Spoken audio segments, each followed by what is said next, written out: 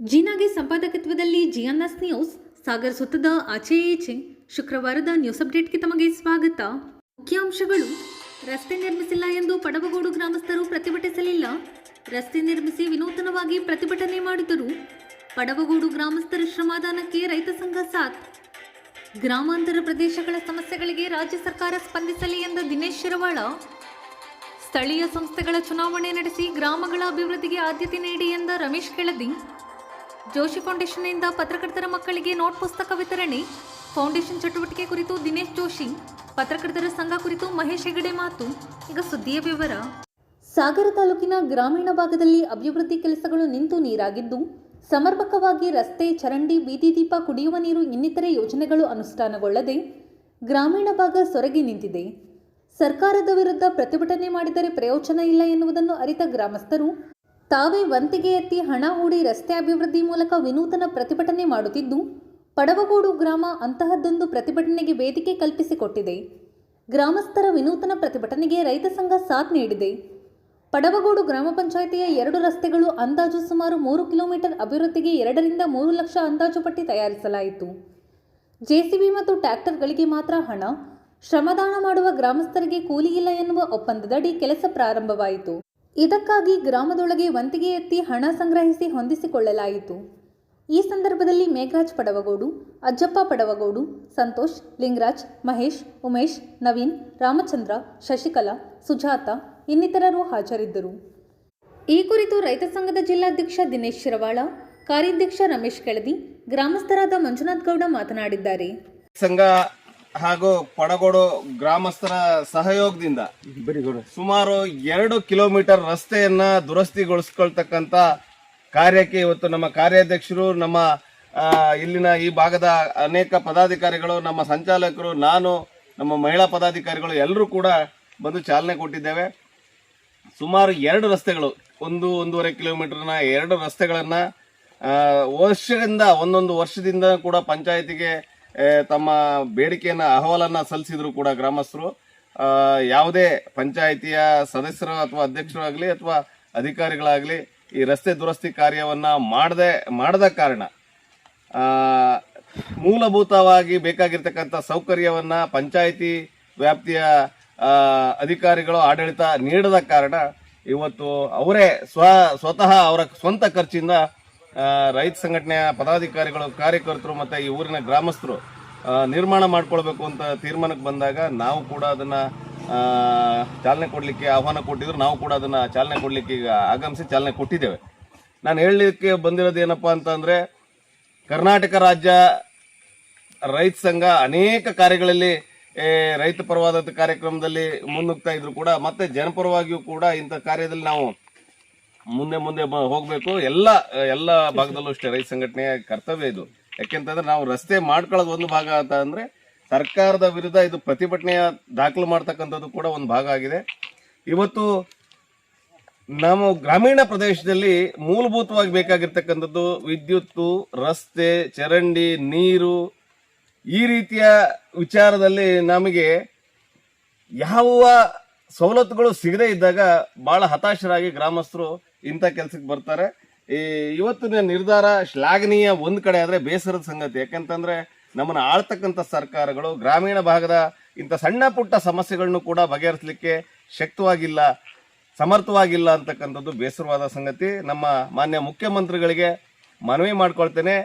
ನಿಮ್ಮ ಮೊನ್ನೆಯ ಹೇಳಿಕೆ ಮುಖ್ಯಮಂತ್ರಿ ಆದ ನಂತರ ತಾವು ಏನು ಹೇಳಿದಿರಿ, ಪ್ರತಿ ಗ್ರಾಮ ಪಂಚಾಯತಿ ಮಟ್ಟದಲ್ಲಿ ಒಂದು ಭಾರತ್ ಜೋಡೋ ಸಂಘ ಮಾಡಿ, ಯುವಕರದ್ದು ಒಂದು 200-250 ಜನ ಸಂಘ ಮಾಡಿ 10 ಲಕ್ಷ ಅವ್ರಿಗೆ ಪ್ರತಿ ವರ್ಷ ಕೊಡ್ತೇನೆ, ಅವರು ನಾಟಕಗಳನ್ನ ಮಾಡಲಿ, ಕ್ರೀಡೆಗಳನ್ನ ಆಡಲಿ ಅಂತ ಹೇಳಿ ಮೊದಲು ಪ್ರತಿ ಗ್ರಾಮ ಪಂಚಾಯತಿ ಸರಿಯಾಗಿ ಅನುದಾನವನ್ನು ಕೊಟ್ಟು ಗ್ರಾಮೀಣ ಭಾಗದ ರಸ್ತೆ ಮತ್ತು ಚರಂಡಿ, ವಿದ್ಯುತ್ ಈ ರೀತಿಯ ಗ್ರಾಮೀಣ ಭಾಗದ ಜನರ ಸಮಸ್ಯೆಯನ್ನು ಬಗೆಹರಿಸಿ, ಹಾಗೆ ಗ್ರಾಮೀಣ ಭಾಗದ ಜನರ ಸಮಸ್ಯೆಗೆ ನೀವು ಕಿವಿಗೊಡಬೇಕು ಅಂತೇಳಿ ಮನವಿ ಮಾಡ್ಕೊಳ್ತೀನಿ. ಹಾಗೆ ಅಡಿಪ್ಯಾರ್ ಇಲಾಖೆಯ ಮಂತ್ರಿ ಈಶ್ವರ್ ಖಂಡ್ರೆ ಅವರು ಈ ಕೂಡಲೇ ಗಮನ ಹರಿಸಿ ಪಡಗೋಡು ಗ್ರಾಮ ಪಂಚಾಯತಿಯಲ್ಲಿ ಏನು ಇವತ್ತು ಸಾರ್ವಜನಿಕರೇ ಗ್ರಾಮಸ್ಥರೇ ರಸ್ತೆ ದುರಸ್ತಿ ಮಾಡ್ಕೊಂಡಿರ್ತಕ್ಕಂಥ ಕಾರ್ಯ ಇಡೀ ರಾಜ್ಯದಲ್ಲೂ ಕೂಡ ಮುಂದುವರಿಬಾರದು ಅಂತಂದ್ರೆ ಈ ಕೂಡಲೇ ಗ್ರಾಮೀಣ ಭಾಗದ ರಾಜ್ಯದ ಎಲ್ಲ ಗ್ರಾಮೀಣ ರಸ್ತೆಗಳನ್ನ, ಗ್ರಾಮೀಣ ಭಾಗದ ರಸ್ತೆಗಳು, ಚರಂಡಿಗಳು ಮತ್ತು ಅವರ ಮೂಲಭೂತ ಸೌಕರ್ಯಕ್ಕೆ ಒತ್ತು ಕೊಡಬೇಕು.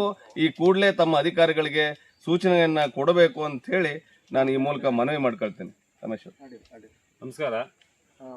ಪಡಗೋಡು ಗ್ರಾಮ ಪಂಚಾಯತಿ ವ್ಯಾಪ್ತಿಯ ಪಡಗೋಡು ಗ್ರಾಮದಲ್ಲಿ ರೈತ ಸಂಘದ ಕಾರ್ಯಕರ್ತರು ಹಾಗೂ ಊರಿನ ಗ್ರಾಮಸ್ಥರು ಜಂಟಿಯಾಗಿ ಇವತ್ತೇನು ತಮ್ಮ ಊರಿನ ರಸ್ತೆಗಳನ್ನು ಮಣ್ಣು ಗ್ರಾವೆಲ್ ಹಾಕೋದ್ರ ಮೂಲಕ ಒಂದು ಅತ್ಯುತ್ತಮ ಕೆಲಸವನ್ನು ಮಾಡಿದ್ದಾರೆ.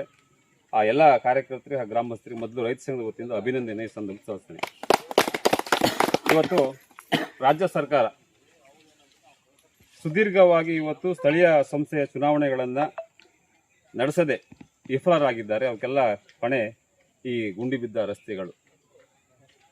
ಸಿದ್ದರಾಮಯ್ಯನವರು ಮೊದಲ ಬಾರಿ ಮುಖ್ಯಮಂತ್ರಿ ಆಗಿದ್ದಾಗ 2015ರಲ್ಲಿ ತಾಲೂಕ್ ಪಂಚಾಯತ್, ಜಿಲ್ಲಾ ಪಂಚಾಯತ್ ಮತ್ತು ಕೃಷಿ ಉತ್ಪನ್ನ ಮಾರುಕಟ್ಟೆ ಸ್ಥಳೀಯ ಸಂಸ್ಥೆಗಳ ಚುನಾವಣೆಯನ್ನು ನಡೆಸಿದ ನಂತರದಲ್ಲಿ ಸುದೀರ್ಘ 10 ವರ್ಷದ ನಂತರ ಯಾವುದೇ ಚುನಾವಣೆಗಳು ನಡೆದಿಲ್ಲ. ಯಾವುದೇ ನಮ್ಮ ಸ್ಥಳೀಯ ಜನಪ್ರತಿನಿಧಿಗಳು ಇಲ್ಲದೇ ಇರುವ ಪರಿಣಾಮವಾಗಿ ಇವತ್ತು ಗ್ರಾಮೀಣ ಭಾಗದ ರಸ್ತೆಗಳು ಈ ರೀತಿ ಕುಂಠಿತವಾಗಿದ್ದಾವೆ. ಒಂದು ಉದಾಹರಣೆ. ಮತ್ತೊಂದು, ಏನು ಗ್ರಾಮ ಪಂಚಾಯತಿಗೆ ಸರ್ಕಾರ ಕೊಡುವಂಥ 15ನೇ ಹಣಕಾಸು ಕಳೆದ ಡಿಸೆಂಬರ್ನಲ್ಲಿ ಕೊಡಬೇಕಿತ್ತು, ಸರ್ಕಾರ 1 ರೂಪಾಯಿನೂ ಕೊಟ್ಟಿಲ್ಲ. ಹಾಗೂ ವರ್ಗ 1ರಲ್ಲಿ ಸಹ ಇಂಥ ಗ್ರಾಮ ಪಂಚಾಯತಿಗೆ ಸಂಪನ್ಮೂಲಗಳ ಕೊರತೆ ಇರುತ್ತದೆ.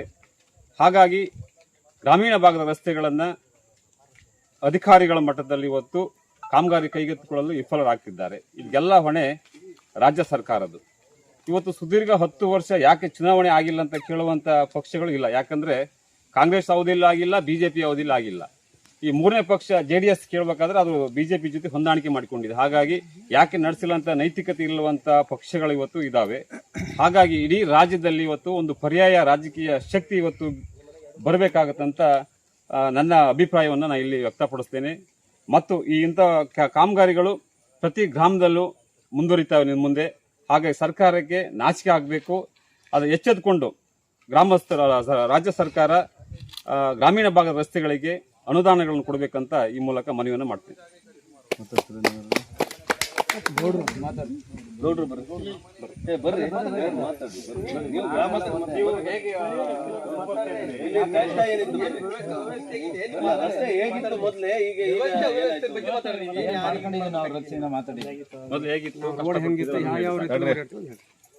ಇಲ್ಲಿ ರಸ್ತೆ ಓಡಾಡಲಿಕ್ಕೂ ಕೂಡ ತುಂಬ ಕಷ್ಟದ ಪರಿಸ್ಥಿತಿ ಇತ್ತು. ಅಂಥ ಸಂದರ್ಭದಲ್ಲಿ ಊರಿನ ಗ್ರಾಮಸ್ಥರು ಮತ್ತು ರೈತ ಸಂಘದವರು ಸೇರಿಬಿಟ್ಟು ಈ ಒಂದು ಕಾರ್ಯಕ್ರಮ ಮಾಡಿದ್ದು ತುಂಬ ಯಶಸ್ವಿಯಾಗಿದೆ ಅಂತೇಳಿ ಬಯಸ್ತೀನಿ.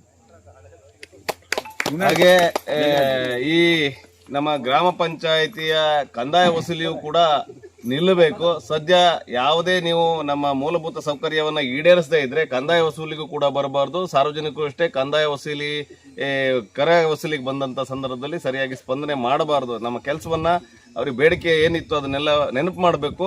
ಕೆಲಸ ಆದ ನಂತರ ನೀವು ಕಂದಾಯ ವಸೂಲಿಗೆ ಬನ್ನಿ ಅಂತ ಹೇಳಿ ಅವರಿಗೆ ನೀವು ಮನವಿ ಮಾಡಬೇಕು ಅಂತೇಳಿ ನಾನು ಈ ಮೂಲಕ ಸೂಚನೆ ಕೊಡ್ತೇನೆ. ಮಾತಾಡ್ತೀಯಾ?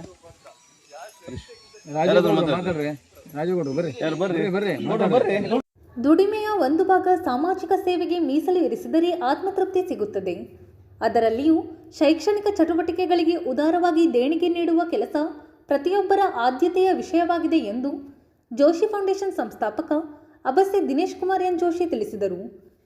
ಸಾಗರದ ಪತ್ರಕರ್ತರ ಭವನದಲ್ಲಿ ಶುಕ್ರವಾರ ಜೋಶಿ ಫೌಂಡೇಶನ್ ವತಿಯಿಂದ ಪತ್ರಕರ್ತರು, ಪತ್ರಿಕಾ ವಿತರಕರ ಮಕ್ಕಳಿಗೆ ಉಚಿತ ನೋಟ್ ಪುಸ್ತಕ ವಿತರಣೆ ಮಾಡಿ ಅವರು ಮಾತನಾಡುತ್ತಿದ್ದರು.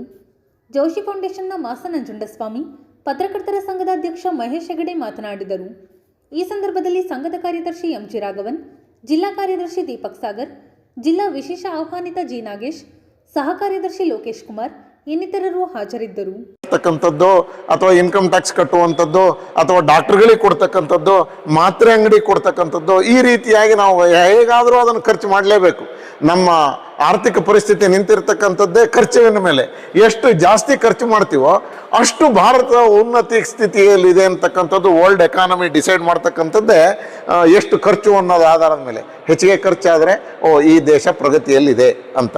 ಹಾಗಾಗಿ ನಾವು ಅತಿ ಹೆಚ್ಚು ಖರ್ಚು ಮಾಡುವ ದೃಷ್ಟಿಕೋನದಲ್ಲಿ ಖರ್ಚು ಮಾಡಬೇಕು ಅಂದ್ರೆ ಮೊದಲು ಗಳಿಸ್ಲಿಕ್ಕೆ ಪ್ರಯತ್ನವನ್ನು ಪ್ರಾಮಾಣಿಕವಾಗಿ ಮಾಡಬೇಕು. ನಮ್ಮ ದೇಶದ ಬಜೆಟ್ ನಿಂತಿರೋದು ಹಾಗೆ, ಮೊದಲು ಖರ್ಚುಗಳ ವೆಚ್ಚ, ಖರ್ಚು ಎಷ್ಟಾಗತ್ತೆ ಅಂತ, ಆಮೇಲೆ ಅದಕ್ಕೆ ಸಂಪನ್ಮೂಲಗಳ ಕ್ರೋಢೀಕರಣ. ಈ ರೀತಿಯಾಗಿರೋ ಇದೇ ಅರ್ಥಶಾಸ್ತ್ರ ನಿಂತಿರ್ತಕ್ಕಂಥದ್ದು. ನಾವು ಸಹ ನಮ್ಮ ಗಳಿಕೆಯ ಒಂದಿಷ್ಟು ಭಾಗವನ್ನು ಮೊದಲು ನಾನು ಭದ್ರವಾಗಿರಬೇಕು, ನನ್ನ ಕುಟುಂಬ ಭದ್ರವಾಗಿರಬೇಕು, ಆಮೇಲೆ ನಾನು ಉಳಿದಂತೆ ಸಮಾಜಕ್ಕೋಸ್ಕರವಾಗಿ ಏನನ್ನು ನಾನು ಸಮಾಜ ನನ್ನನ್ನು ಬೆಳೆಸಿದೆ, ಗಳಿಸಲಿಕ್ಕೆ ಅವಕಾಶವನ್ನು ಕೊಟ್ಟಿದೆ, ಅದನ್ನು ನಾನು ಸಮಾಜಕ್ಕೆ ಹಿಂತಿರುಗಿ ಕೊಡಬೇಕು. ಯಾಕೆಂತಂದರೆ ನಾವು ಸಹ ಸರ್ಕಾರಿ ಶಾಲೆಯಲ್ಲಿ ಓದ್ತಿರ್ತಕ್ಕಂಥ ಸಂದರ್ಭದಲ್ಲಿ ನಮ್ಮ ಉಪನ್ಯಾಸಕರು, ನಮಗೆ ಊಟ ಹಾಕಿರ್ತಕ್ಕಂಥ ಅನಂತ ಉಡುಪರು, ಹೀಗೆ ಸಮಾಜದ ಒಬ್ಬೊಬ್ಬ ವ್ಯಕ್ತಿಗಳು ತಮ್ಮ ಜೀವನದ ಒಂದಿಷ್ಟೆಲ್ಲ ಒಂದು ಭಾಗವನ್ನು ನಮ್ಮ ಅಭಿವೃದ್ಧಿಗೆ ಪೂರಕವಾಗಿರ್ತಕ್ಕಂಥ ಕೆಲಸವನ್ನು ಸಮಾಜ ಮಾಡಿರುತ್ತೆ. ಅದು ಪ್ರಕೃತಿಯ ನಿಯಮ. ಹಾಗಾಗಿ ನಾವು ಗಳಿಸಿರ್ತಕ್ಕಂಥದ್ದನ್ನು ಎಲ್ಲವೂ ನನಗಿರಲಿ ಅನ್ನೋದರ ಬದಲು ನಾನು ಗಳಿಸಿದ್ದರ ಒಂದಿಷ್ಟು ಭಾಗವನ್ನು ಸಮಾಜಕ್ಕೆ ಕೊಡುವ ಅನ್ನುವಂಥ ಪ್ರಾಮಾಣಿಕ ಪ್ರಯತ್ನವನ್ನು ಮಾಡುವಂಥ ಆಶಯ ನಮಗೂ ಎಲ್ಲರಿಗೂ ಕೊಡುವಂತಾಗಲಿ. ನಾವೇನು ಗಳಿಸಿದ್ದೇವೆ ಅದನ್ನು ಸಮಾಜಕ್ಕೆ ಪುನಃ ಹಿಂತಿರುಗಿ ಕೊಡ್ತಕ್ಕಂಥ ಪ್ರಾಮಾಣಿಕ ಪ್ರಯತ್ನವನ್ನು ಮಾಡ್ತೇವೆ. ನಮ್ಮ ದೀಪಕ್ ಸಾಗರ್ ಹೇಳಿದರು, ಪತ್ರಕರ್ತರನ್ನು ಸ್ವಲ್ಪ ಹೆಚ್ಚಿಗೆ ವಿಚಾರಿಸಿ ಅಂತ. ಹಾಗಾಗಿ ಈಗ ಏನು ಕೇಳಿದ್ರೆ ಪತ್ರಕರ್ತರಿಗೆ ನಾವು ಉಚಿತವಾಗಿ ಪುಸ್ತಕ ಕೊಡ್ತೀವಿ ಹೇಳ್ತಾ ಇರ್ತಕ್ಕಂಥದ್ದು ಅವರ ಔದಾರ್ಯ.